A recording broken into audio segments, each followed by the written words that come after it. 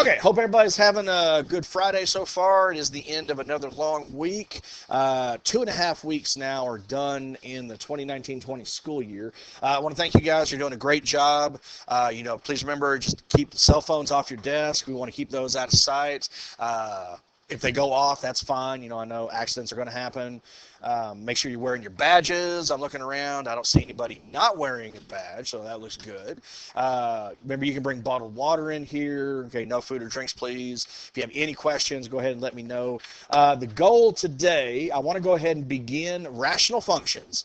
Kind of help you remember a little bit about that, take a stroll down memory lane in Algebra 2, and after that I will pass back your tests and we'll go ahead and talk about any questions you might have. So your class average, as of right now, is the highest, 88.4. So you guys did really well on that test yesterday. Now, I don't know about eighth periods. I haven't had the opportunity to go ahead and look at the ones who came in this morning because what happened yesterday? Yeah, you got a pep rally, so I had people involved in the pep rally, and then I had several people go, so I don't have an accurate average to put up there just yet. But 88.4, excellent, excellent job. In fact, I believe at least one or two people in here not only aced the test, but also got that bonus question. So if you did, very well done. If you did happen to score, 79 or below, and you're looking to retake, you have until next Friday morning to go ahead and do so by 8:05, the end of tutorials. All right, I think that's all I got, unless anybody has any questions. Okay, well, rational functions. Let n of x, the numerator, and d of x, the denominator, be polynomial functions where the denominator cannot be 0. You cannot divide by 0. It's undefined. So we have this ratio right here. Basically all we're talking about are those expressions that you're already accustomed to. Monomials, binomials, trinomials. That's what the numerators and denominators are going to be made of. Okay. So the domain of x includes all reals except the values that cause division by 0. Okay, domain restrictions come from the values that make the denominator 0. All right, so here's an example of a rational function. Okay, find the domain for f of x equals x plus 7 over x squared minus 3x plus 2. So we have a binomial divided by a trinomial. Now, this is the first step we're always going to start on for these particular types of problems. We want to know what values of x do not belong to the domain, the ones we have to throw out. So any value of x that makes the denominator 0, we are very interested in. So I'm going to go ahead and say x squared minus 3x plus 2 equals 0. Okay. Now, however you want to go ahead and solve this, especially if it turns out to be a quadratic, is completely up to you. I always suggest factoring. It's probably going to be one of the fastest strategies, especially for this one. But some other methods, does anybody remember the quadratic formula itself? Okay, remember that. What about completing the square? Does that sound familiar? There are a variety of methods, and it's completely up to you how you want to find those. Hello. Okay, thank you. Vanessa. All right. So this one is really easy because when you're factoring, you're looking for two factors that will multiply to give you the constant, but they have to add to give you the linear coefficient. Well, 2 is the only even prime number we have. What are its only two factors? Yeah, 2 and 1, right? So the only thing about those, they're both what? Negative. So x minus 2, x minus 1 is equal to 0. Okay. Now, what we're going to use here is called the zero product property. What can I do with these two groups to find the values of x that would make the denominator 0? Yeah, set them equal to 0. That's exactly what the zero product property says. So if x minus 2 is equal to 0, well, I know x equals 2. If x minus 1 is equal to 0, I know x equals 1. So both of these are going to become what we're going to know as vertical asymptotes. Okay, now mathematically, we refer to those as infinite discontinuities, but I'm probably just going to go ahead and say vertical asymptotes. Now, I already feel confident these rational functions, they're always infinitely wide. They're always going to go from negative to positive infinity, but we just want to look for the values that we have to throw out. So I can already say with reasonable confidence that this domain is going to be everything from negative infinity to 1.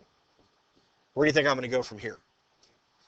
from 1 to 2, because you can have values between them that will have corresponding y's on the graph. In fact, we looked at it in second period. It's incredibly thin, but they would still exist.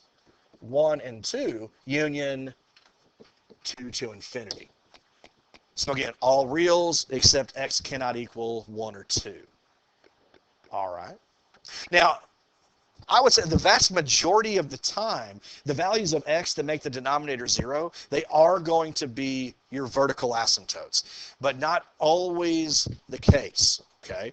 Can anybody tell me why 1 and 2 would not be a whole or a removable discontinuity? Okay. Kate?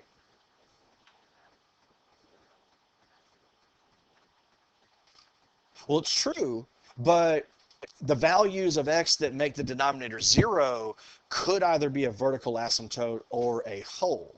So under what conditions, how do we know if they'll be a whole? William? It's only a whole if you can cancel it with the numerator. There you go. There's the key word. He said cancel.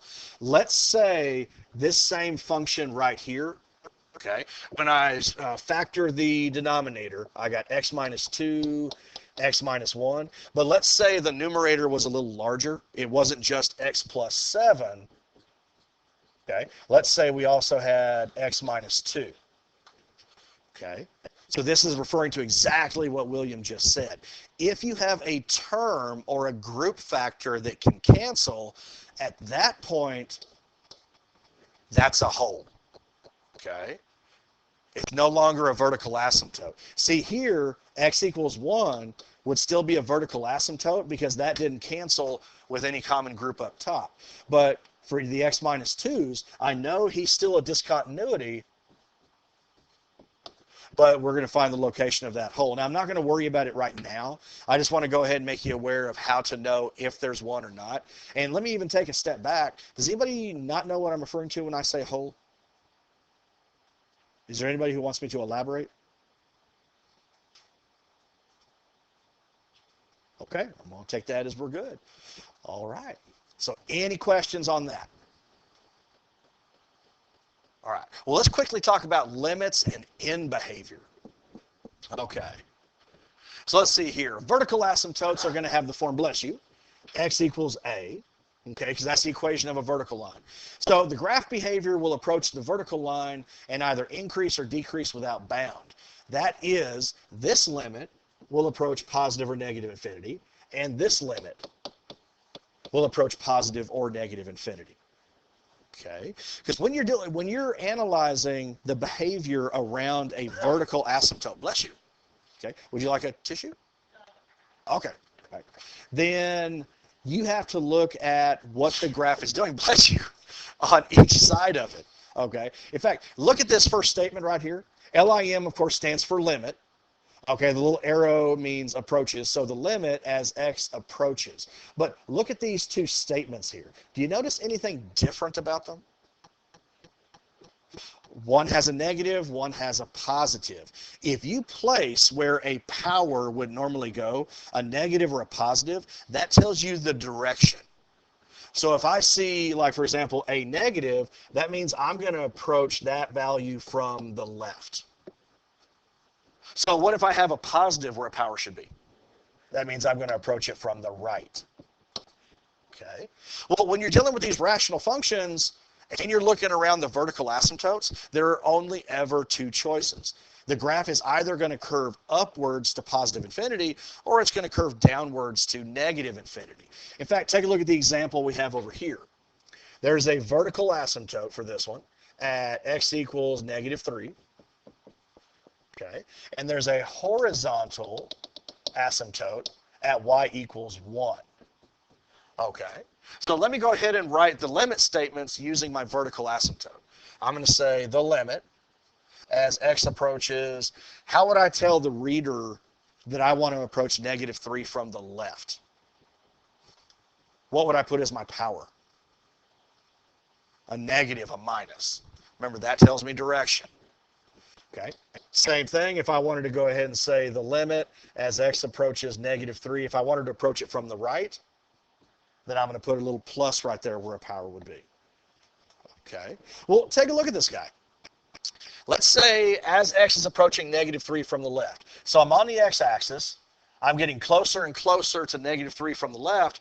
Well, what is the graph deciding to do as I get closer? Is he curving up or is he curving down? He's curving up. So the limit as x approaches -3 from the left would be positive infinity.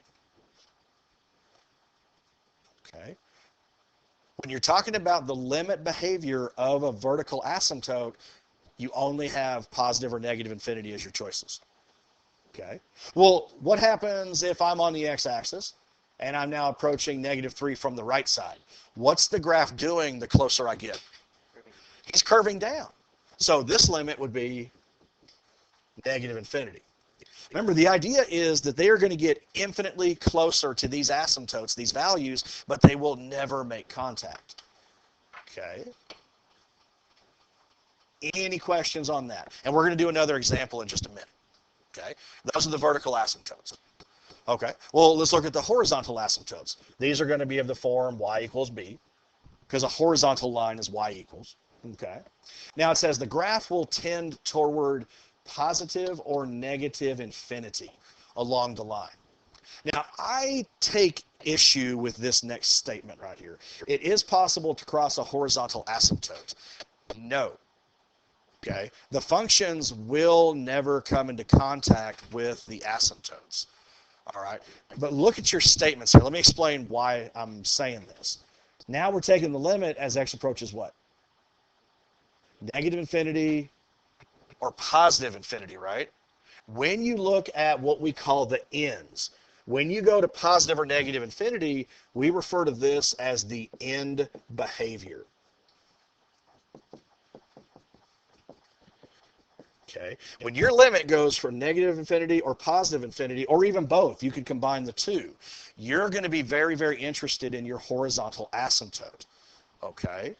So, for example, this guy right here, if I go ahead and get on the x-axis and I just start getting smaller and smaller, okay, I start pushing my way out to negative infinity, further and further.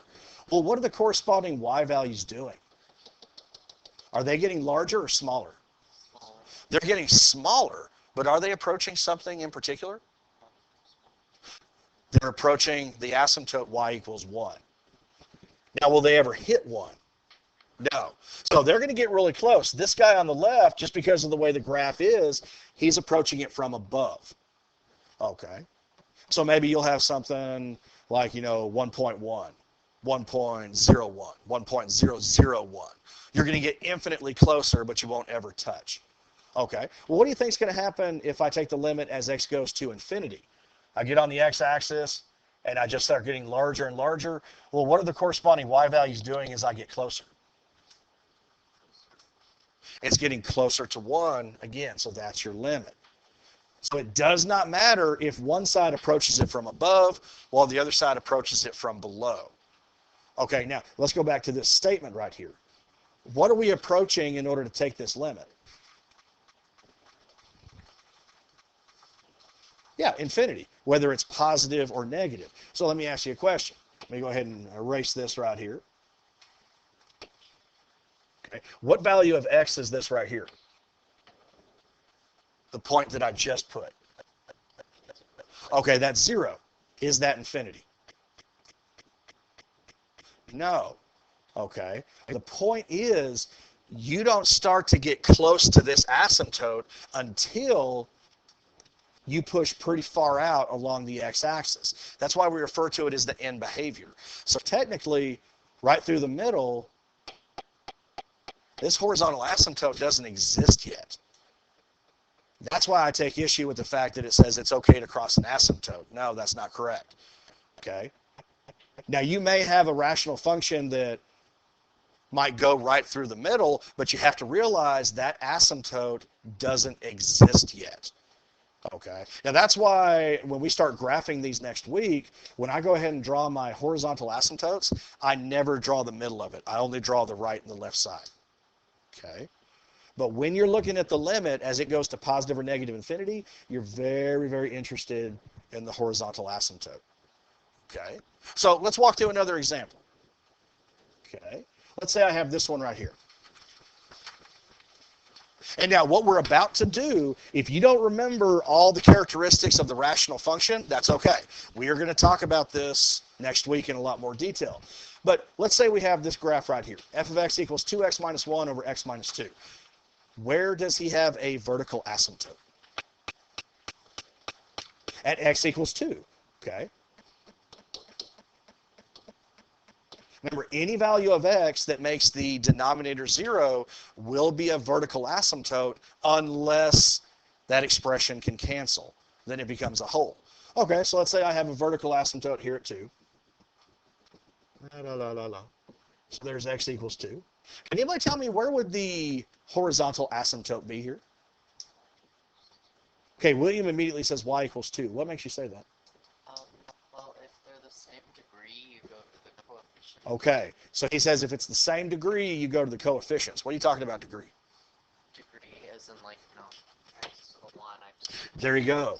Look at the largest degree, the largest power that each term has in the expression. Okay. Now remember, we mentioned this, what was it, like a week ago? Very, very briefly. But the first thing we're going to do when we come in on Tuesday, or actually, I got to remind something, I just thought of something. The other classes are going to do this. You guys, unfortunately, are going to be a little behind. If you may or may not be aware, Tuesday at 10:05, I think it is, all the juniors and seniors are going to be asked to go to the auditorium for an assembly. So I'm going to have to stay in here with, I believe we have 4 sophomores in here, but I'm going to continue to teach. So I am available for tutorials, and I will be recording the lessons. So this is something that you'll definitely want to take a look at. I don't know what the assembly is, but I'm glad I just thought about that. I am continuing with that on Tuesday. Okay, but he's absolutely right. If the degrees are the same, well, then you go ahead and divide the leading coefficients. So 2 divided by 1 gives me 2. All right, so I'm going to go ahead and say 2 right here. Okay, y equals 2. Okay, can anybody tell me what would the x-intercept be? Where would one of these branches cross the x-axis? It's not at 2. Because remember, 2 is the asymptote. Okay, 1/2. Now, I will tell you 1/2 will be the y-intercept. Okay. So think about it. Let's talk about the y-intercept since you went ahead and said that. The y-intercept, well, no matter what the y value is, x would have to be what? 0. So imagine if these x's just became 0. If those disappeared, well, you'd have -1 divided by -2, so you'd have 1/2. So I know this guy crosses at 1/2. Okay, but now let's talk about the x-intercept. What's the one part of the function I really haven't looked at yet? The numerator. The values of x that make the denominator 0 will be your vertical asymptotes or your wholes. The values of x that make the numerator 0, those are your x-intercepts. So if I have 2x minus 1 equals 0, then I'm going to ultimately see that x equals, oh, I'm sorry. I thought about the y-intercept when I did that. It's 1/2. Okay, so you're absolutely right. Right. Okay. There we go. So now, we could do a little more analysis, but look where your points are with respect to the asymptotes. So I know that I'm going to have a curve that looks like this, and I know I've got to have a curve that looks like that. And we're going to spend time graphing these next week. Okay, so don't worry about that. All right. And now that we have a graph, and we've kind of remembered some of the characteristics of these. In fact, is anybody remembering this from Algebra 2? Okay, so some people are, some people not. That's fine. That's fine. I want to look at these limit statements. So the limit, as x approaches 2 from the left, the limit as x approaches 2 from the right, and then I want the limit as x approaches positive infinity, and the limit as x approaches negative infinity. Okay, so let's see here. Adrian, what would you put if I gave you this graph and said, okay, I want the limit as x approaches 2 from the left? There you go. Remember, when you're looking at the limit for a vertical asymptote, your only 2 possible answers are plus or minus infinity. So on the left side, he's right. It does curve down. So that's negative infinity. Okay, Natalia, what would you say if I asked you the limit as x approaches 2 from the right?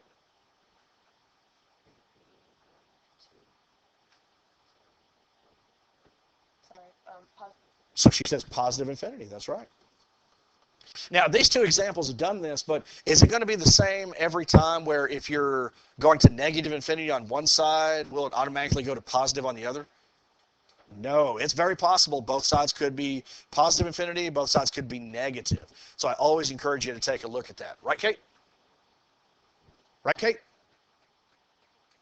Right, Kate? There we go. All right. Okay.